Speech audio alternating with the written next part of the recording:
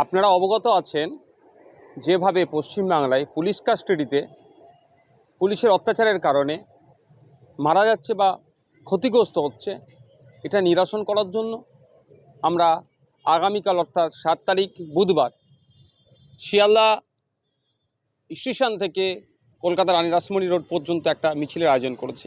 আপনারা জানেন বেশ কয়েকদিন আগেই 21 বছরের তরতাজা যুবক আবু সিদ্দিক হালদার, যার ঢোলা বাড়ি, ঢোলা থানার পুলিশ তাকে চুরির অপরাধে তুলে নিয়ে এসে তাকে নির্মম অত্যাচার করে। তার পরিবারের কাছ থেকে টাকা নিয়ে তাকে জামিন করায়, আবার যাতে লঘু ধারায় জামিন হয় তার জন্য টাকাও নেয়, এবং কদিন পরে তার চিকিৎসা করতে গিয়ে কয়েকদিনের মধ্যে তিনি মারা যান। এর প্রতিবাদে শুধু তাই নয়, গত বছরে শিকারি মোড়া নামে এক আদিবাসী সমাজের ছেলেকেও পুলিশ তুলে নিয়ে যায়। তার বাড়ির অভিযোগ ছিল তাকে পিটিয়ে খুন করেছে। আর এই ঘটনাগুলোর প্রতিবাদ জানিয়ে যাতে দোষী পুলিশদের সর্বোচ্চ যাতে শাস্তি পায় তার দাবি।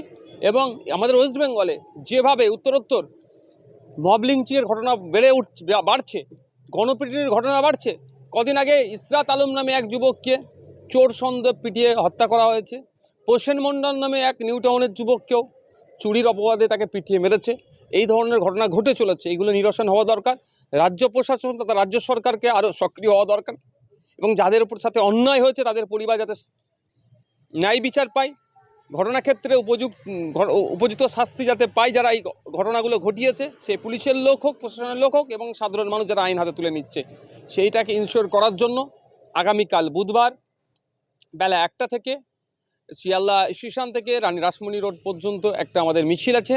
এই মিছিলে সুশীল সমাজ, ছাত্র, যুব সকল শ্রেণীর মানুষকে আহ্বান করছি, আপনারা আসুন, আমাদের মিছিলে পায়ে পা মেলান, যাতে এই পরিবারগুলো ন্যায় বিচার পায় এবং দোষীরা শাস্তি পায়, তার সাথে আপনারা যোগদান করুন আমাদের মিছিলে।